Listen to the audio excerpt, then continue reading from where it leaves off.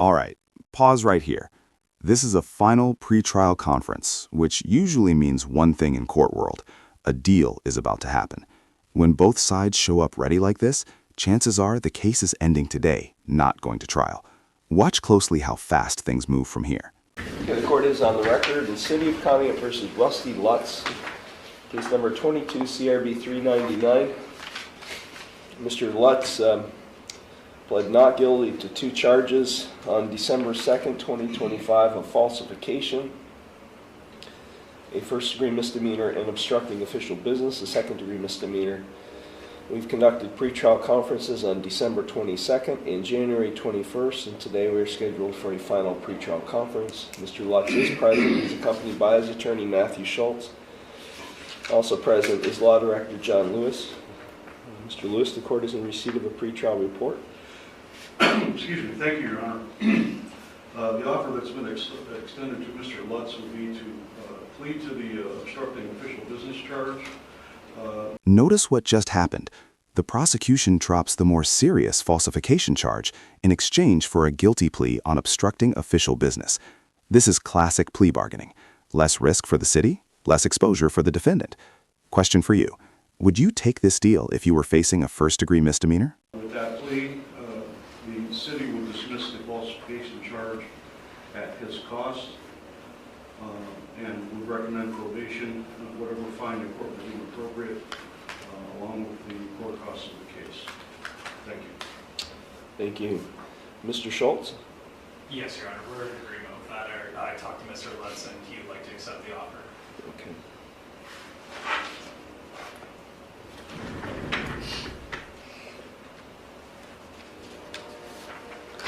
Mr. Lutz, it's my understanding today that you wish to change your original not guilty pleas and plead guilty to 1 count of obstructing official business, a second-degree misdemeanor. In exchange for that plea, the charge of falsification, a first-degree misdemeanor, would be dismissed at your cost.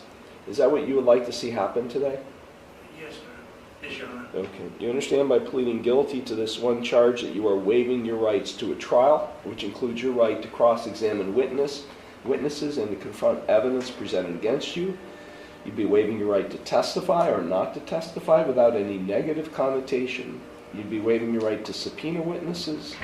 You'd be waiving your right to a jury trial. You'd be waiving your right to be proven guilty beyond a reasonable doubt. All of those are trial rights you'd be waiving by. This is one of the most important moments in any criminal case. The judge is listing every constitutional right being given up: trial, witnesses, jury, silence. Once the defendant says yes, there's no rewind button. This is why plea hearings are slow, careful, and very intentional. Pleading guilty to the obstructing official business charge. Is that what you wish to do? Yes, Your Honor. You are represented by Mr. Schultz. Have you had sufficient time to consult with him, and are you satisfied with his counsel? Yeah. Yes? Yes, yes. Okay.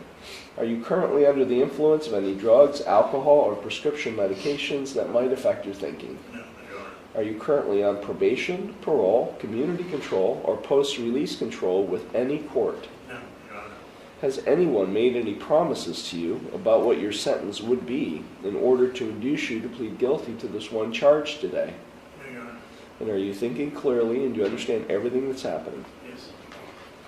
Okay, I'm going to provide to you, Mr. Schultz, a written waiver of trial rights and right to a jury trial and acknowledgement of effective plea.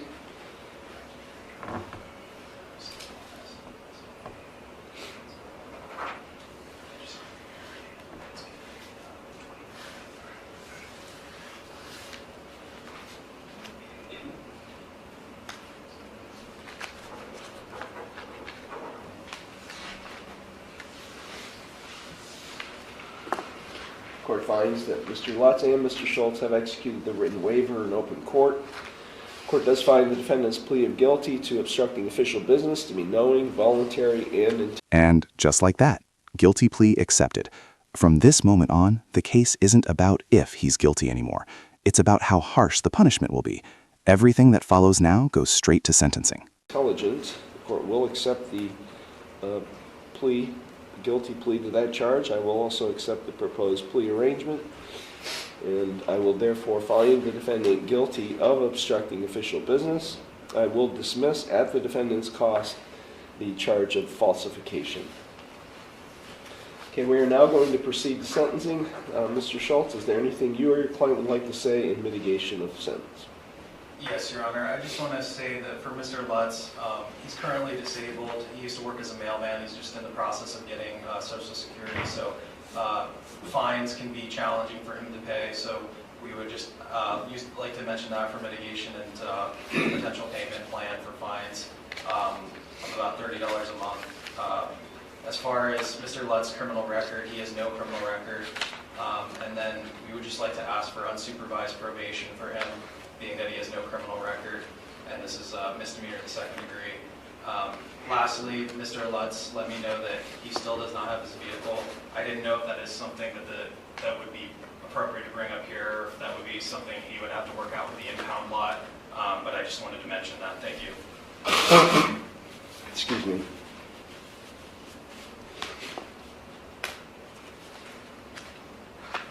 Okay, these charges were filed back in October of 2022.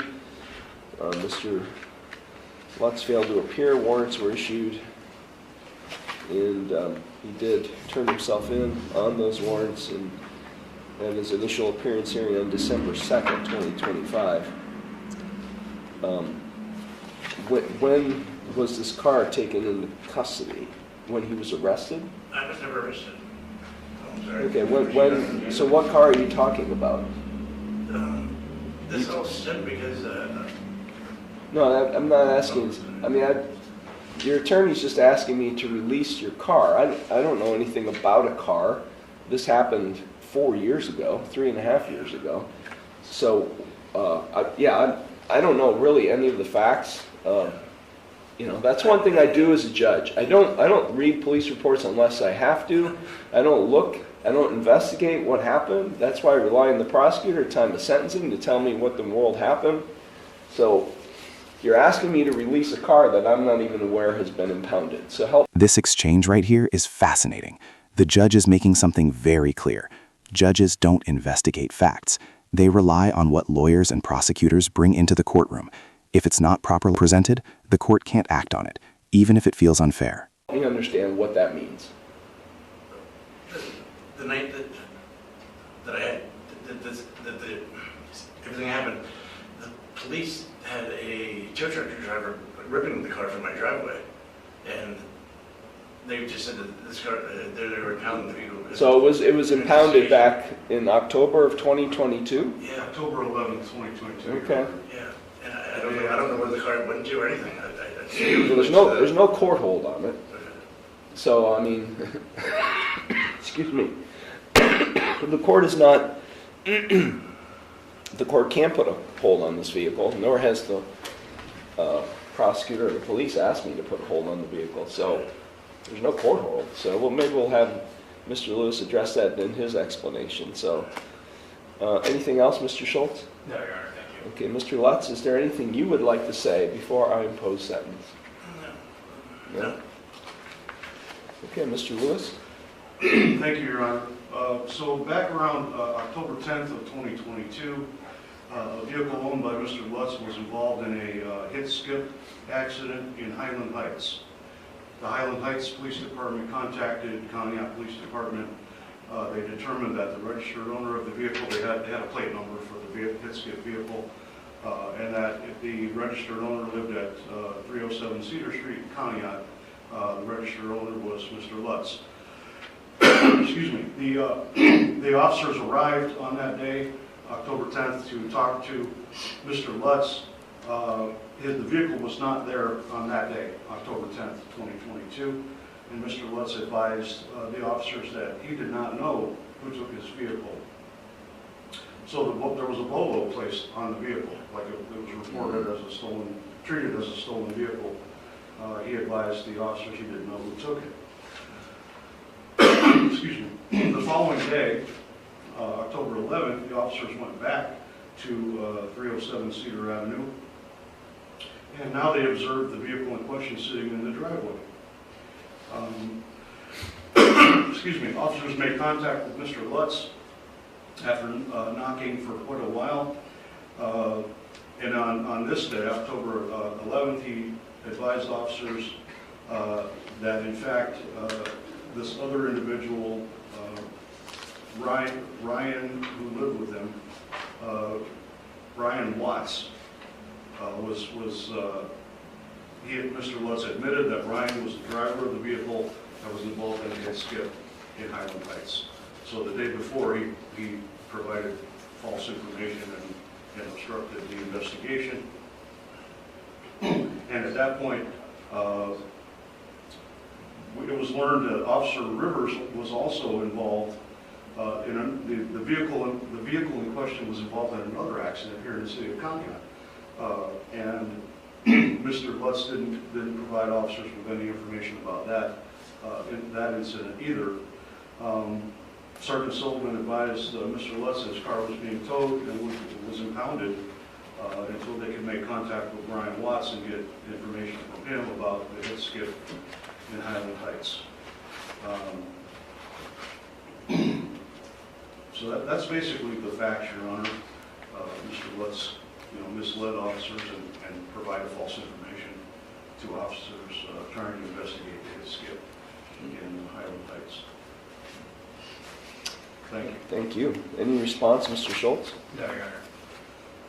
So, Mr. Lutz, based on that explanation, do you know where your car is? Your Honor, I would just add that I don't know where the car is. And Yeah. I don't know if it's been impounded since October of 2022. I don't know the answer to that. Yeah. Well, or it might have been transferred to Highland Heights. But we don't know that. I don't know, sir. Were you charged with anything out of Highland Heights? No.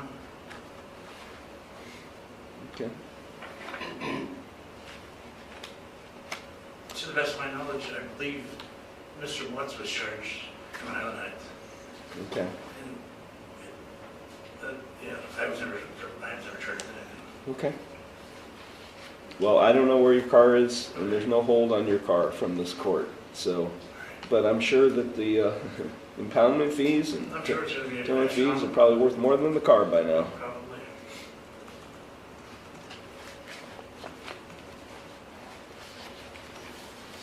You now are a convicted. You now are a convict with a conviction. This is the emotional turning point of the case. A conviction for dishonesty isn't just a fine. It follows you on job applications, housing, and background checks. Combine that with homelessness, and suddenly this misdemeanor carries real-life consequences far beyond the courtroom. Do you think the sentence was fair? Conviction of dishonesty on your record.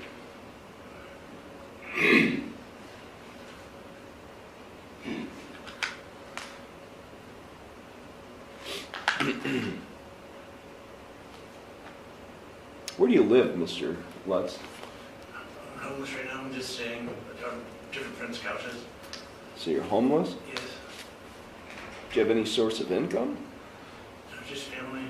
That gives me money for necessity things like toilet paper or if I need, How long have you been homeless? 2 years right now. Is anyone helping you find a place to live? Not currently right now.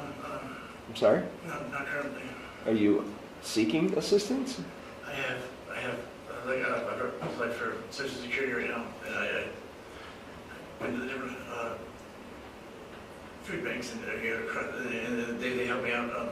So I'm hoping and praying that my Social Security gets approved and then I can get into a stable home. So the application is pending with Yes. Social Security?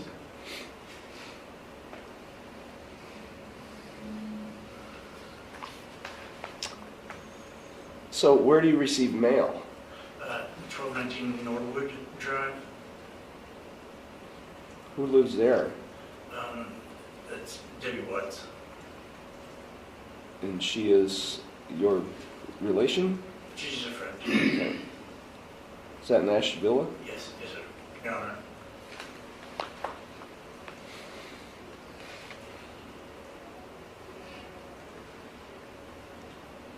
So your attorney says you can afford $30 a month? Is that what I heard? If that's what the minimum, that's the minimum. Yes, somehow I'll have to come up with that. Which is the lowest payment possible, if you could, Your Honor. Yeah.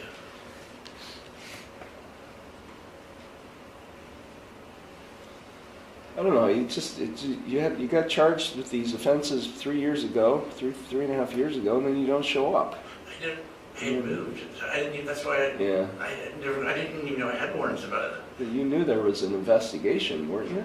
No, because I wasn't the driver of the vehicle or anything. I assumed that everything would be. But you were the owner of the vehicle? I am. Okay, well, did you ever look for your car? No, because I know that they impounded it. Okay, did you ever take any kind of active approach to try to find out what was going on with the case so you can get your car back? No, I guess I See, that's like, yeah. I mean, that's mind-blowing to me. I mean, if my car was impounded for whatever reason, I'd do everything I could to try to locate it and get it. Well, I thought that I don't know. I guess I assumed that they would have just contacted me, whatever the investigation was over with. I don't know. But 90 days jail, suspended, unsupervised community control for the maximum time of 5 years. Needs to have no criminal offense for 5 years. $250 fine and court costs. I will allow $25 per month payments to be made. When can the first payment be made?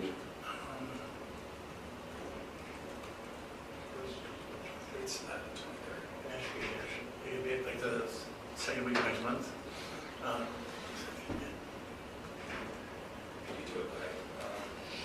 It's $25 per month, starting no later than March 13th, 2026, and continuing no later than the 13th day of each month thereafter.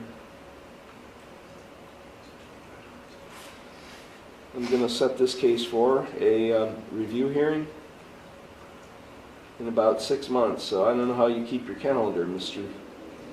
Lutz, but we're going to give you a hearing notice today of when you have to come back in 6 months. Okay. So I can monitor to see Of course. your payments and that they're being made completely. If you fail to appear, I'll have to issue another warrant. I don't know that. Yeah. Are you currently receiving the treatment services of any mental health or substance abuse agency? No. Have you ever? No.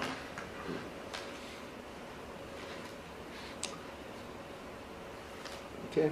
Just any evidence of drugs or alcohol? No, sir. Okay. I'm just ordering you to be law-abiding, make payments as consistently as you can, and advising you of your right to appeal, without cost, of your right to have counsel appointed on appeal without cost, of your right to have documents provided you necessary to file an appeal without cost, and of your right to have a notice of appeal timely filed on your behalf. Okay. When you're done, Mr. Lutz, in the courtroom, you'll go to the clerk's window and they will take care of you. Okay. Anything further, Mr. Lutz? No, Your Honor. Mr. Schultz? No, you are. Thank you. Okay, thank you all very much.